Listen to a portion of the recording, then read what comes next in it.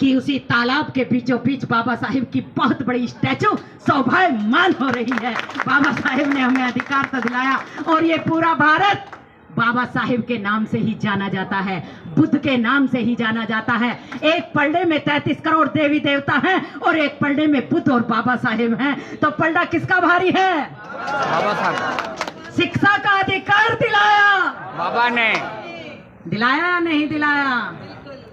आरक्षण हमें दिलवाया बाबा ने, जज हमें बनवाया बाबा ने, मैनेजर हमें बनाया, अधिकारी हमें बनाया, राजनीति में हमें पहुंचाया, प्रसूति अवकाश दिलवाया, बाबा साहब ने, रिजर्व बैंक इंडिया की स्थापना की, बाबा साहब ने, भागड़ा नाल की स्थापना की, बाबा साहब ने, साप्ताहिक अवकाश दिलवाया, बाबा साहब ने, मान सम्मान दिलाया, बाबा साहब ने। तो क्या बचा? और आदमी के सम्मान से बढ़कर कुछ नहीं है। चाहे कोई कितना भी करोड़पति है, लेकिन अगर किसी औरत का, किसी आदमी का सम्मान नहीं, इज्जत नहीं, तो वो पैसा बेकार है। क्योंकि बाबा साहेब कहते थे, बाबा साहेब ने एक उदाहरण दिया था कि मैं अपने समाज को किस तरीके से आंकता हूं। बाबा साहेब कहते हैं कि एक मोहल्ला है वैश्याओं का, उनके पास पैसे की कोई कमी नहीं होती, उनके पास नौकर चाकर भी होते हैं।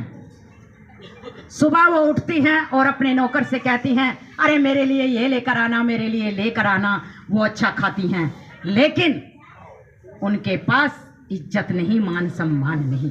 पैसा हो सकता है लेकिन इज्जत और मान सम्मान नहीं हो सकता। दूसरी तरफ बाबा साहेब कहते हैं कि मैं अपने समाज की महिलाओं से ये चाहता हूं कि वो चटनी से रोटी खाएं, लेकिन अपनी इज्जत को बचाने का काम वो श्रम करे।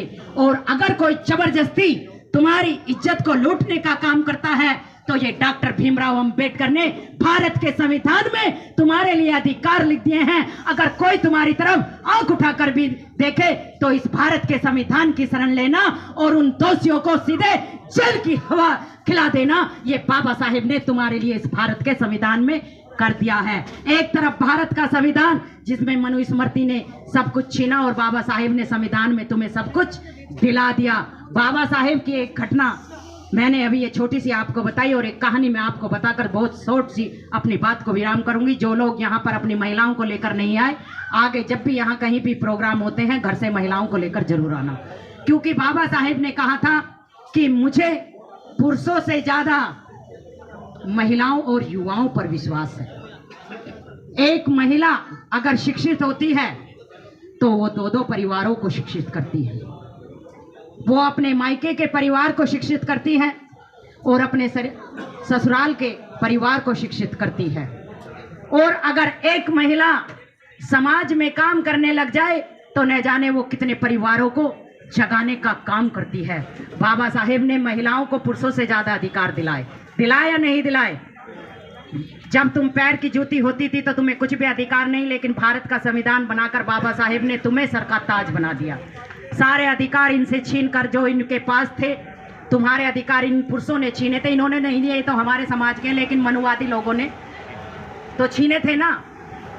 जिन लोगों ने मनुवादी ग्रंथ बनाए उन्होंने सब कुछ छीन लिया और हमें अश्लीलता का गंदा जीवन जीने पे मजबूर उन्होंने धर्म ग्रंथों ने कर दिया।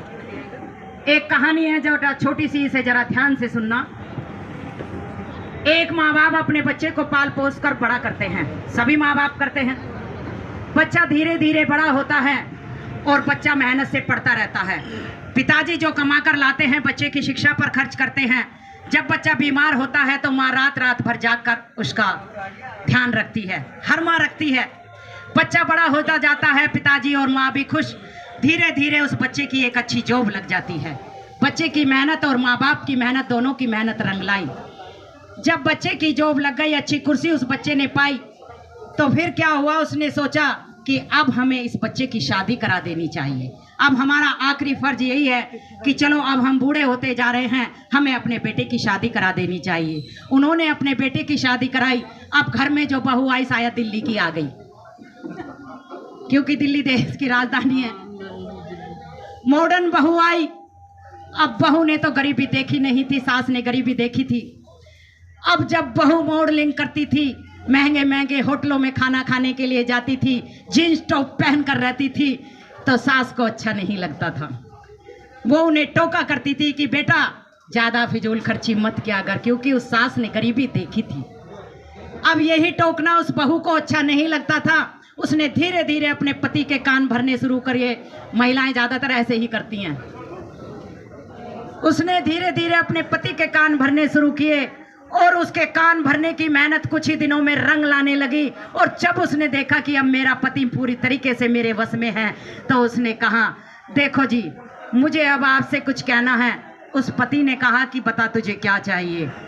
देखो तुम्हारी ये बूढ़ी माँ मुझे वहां जाने से रोकती है, मुझे ये पहनने से रोकती है, मुझे ये खाने से रोकती है, और तुम्हारा ये बूढ़ा बाप जो लाठी डंडा लेकर चलता है, रात रात भर खें करता है, दिन में बुढ़िया चैन से नहीं रहने देती और रात को ये बूढ़ा चैन से सोने नहीं देता।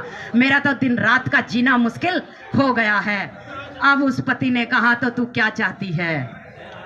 अब उसने सोचा मेरी बात मानी जाएगी। उसने झट से अपने पति से कहा देखो जी, हमारे पास पैसे की कोई कमी नहीं है, अच्छी गाड़ी अच्छा घर हमारे पास है, नौकर भी हमारे पास है।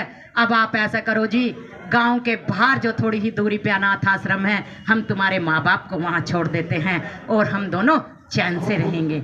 अब वो पति अपनी पत्नी की बात को टाल नहीं सका, गाड़ी में अपने बूढ़े माँ बाप को बिठाया और अनाथ आश्रम में अपने माँ बाप को छोड़कर आ गया। इतने ही उस मैडम को एक बात और सूझ गई। दिल्ली की थी ना, दिल्ली की महिलाएं ज्यादा चतुर और चालाक होती हैं। इतने ही गांवों के मुकाबले इतने ही उस मैडम के दिमाग में एक बात और आई।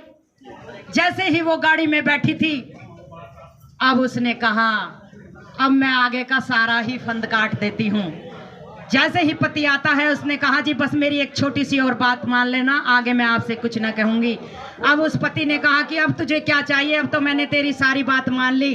तब वो कहती है कि बस एक बार और जाओ अनाथ आश्रम के अंदर और अपने माँ बाप से ये कहकर आना कि मेरे घर में कुछ भी खुशी हो, कोई भी त्योहार मैं मनाऊं, कोई भी अच्छा काम करूं, लेकिन तुम्हारे माँ बाप मेरे घर के अंदर नजर नहीं आने चाहिए। मैं जो भी बनाऊंगी वहीं अनाथ आश्रम में भिजवा दूंगी, लेकिन उनके कदम, उनका चेहरा मैं अपने घर के अंदर नहीं देखना चाहती।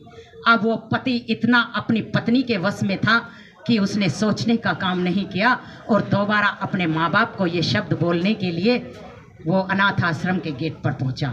अनाथ आश्रम के उस दरवाजे के गेट पर गया, कमरे के दरवाजे पर गया जिसमें उसके माँ बाप बैठे थे, और उस अनाथ आश्रम का मैनेजर भी था जो बूढ़ा हो चला था, जो उस माँ बाप को बहुत पहले से जानता था।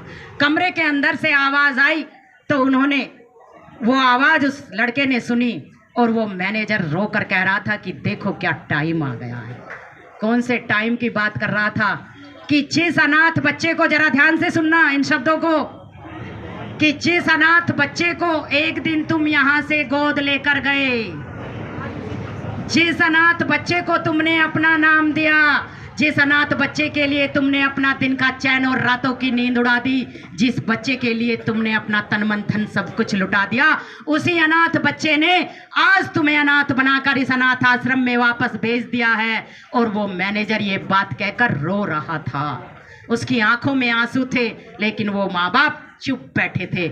इतनी बात सुनकर वो लड़का वापस आता है और अपनी पत्नी के साथ अपनी अच्छी हवेली में जाता है और वो माँ बाप अनाथ बनकर उस अनाथ आश्रम में रहते हैं। अब मैं यहाँ बैठे हुए पहले इस साइड से जवाब लूंगी। अगर आपका बेटा या आपका भाई या आपका पति ऐसा हो, या उसके लिए आप क्या कहो कि वो कपूत था या सपूत? बोलो, अच्छा बेटा था या बुरा? बुरा बुरा बोलो, बुरा था। जोर से बोलो। बुरा। अब इधर से जवाब दें। ऐसे बेटे को, ऐसे पति को आप लोग क्या कहोगे? बुरा। यानी कि किसी की भी नजरों में वो अच्छा नहीं था। लेकिन अब ये राखी रावण जरा क्या कहती है, उसे जरा सुनना। उस बेटे पर या उस पति पर उंगली उठाने से पहले ये उंगली अपनी छाती पर ले आओ और नजर बाबा साहेब डॉक्टर भीमराव अंबेडकर की साइड ले आओ। सारे के सारे लोग, रमेश जी जरा साइड हो जाओ, 2 मिनट की मेरी बात है, आप बैठ जाओ। ये उंगली अपनी अपनी छाती पर रखो और नजर बाबा साहेब की ओर लेकर आओ। जिस बाबा साहेब ने आपके लिए 21-21 घंटे पढ़ाई की, उस बाबा साहेब को आपने अनाथ कर दिया। जिस बाबा साहेब ने आपको शिक्षा का अधिकार दिलाया, आपने उसकी बात नहीं मानी। जिस बाबा साहेब ने आपको राजनीति में पहुंचा दिया, उस बाबा साहेब की आपने बात नहीं मानी। जिस बाबा साहेब ने आपके लिए अपने 4-4 बच्चे बलिदान कर दिए, उस बाबा साहेब की आपने बात नहीं मानी। जिस बाबा साहेब ने अपनी जान से प्यारी पत्नी को आपके लिए बलिदान कर दिया, उस बाबा साहेब की आपने बात नहीं मानी। जिस बाबा साहेब ने अपने शरीर का एक एक पल, एक एक अंग आपके नाम कर दिया, उस बाबा साहेब की आपने बात नहीं मानी। जिस बाबा साहेब ने आपको नाली की कीचड़ से उठाकर इस देश का शासक बना दिया, आपने उस बाबा साहेब की बात नहीं मानी। अब आप सब लोग मुझे जवाब दो कि आप अच्छे बेटे बेटी हैं या बुरे बेटे बेटी हैं। बोलो। अब आपकी जबान नहीं निकलेगी। जो बाबा साहेब के मानने वाले हैं उनकी जबान निकलेगी, जो समाज में काम करने वाले हैं उनकी जबान निकलेगी, लेकिन जो बाबा साहेब से दूर रहते हैं उनकी जबान नहीं निकलेगी। क्योंकि खा बाबा साहेब कर रहे हो और गुणगान दूसरों का कर रहे हो। कब तक चलेगा? अरे मत सोचो, आज आपके पास कोठी बंगला सब आ गया, कितनी पीढ़ी चलेगा? अगर बाबा साहेब के संविधान को हमने नहीं बचाया तो वो कई पीढ़ियों तक नहीं चलने लगेगा।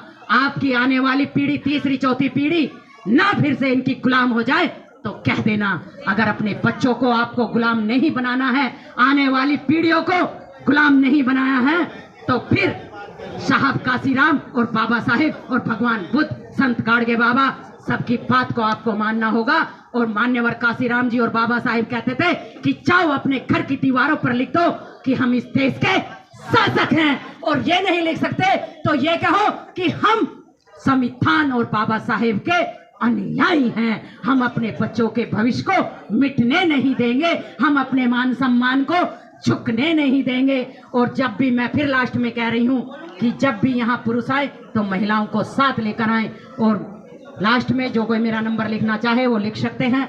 मैं गांव हो या शहर हो, कैडर करने का काम करती हूँ, पूरे साल काम करती हूँ। आने जाने का चार्ज आप लोगों का होगा, उसके अलावा मुझे कुछ चाहिए नहीं। आने जाने का जो भी चार्ज होगा वो सब आपकी जेब से जाएगा। तो नंबर जिन्हें लिखना है वो लिख सकते हैं 92591978 और 58।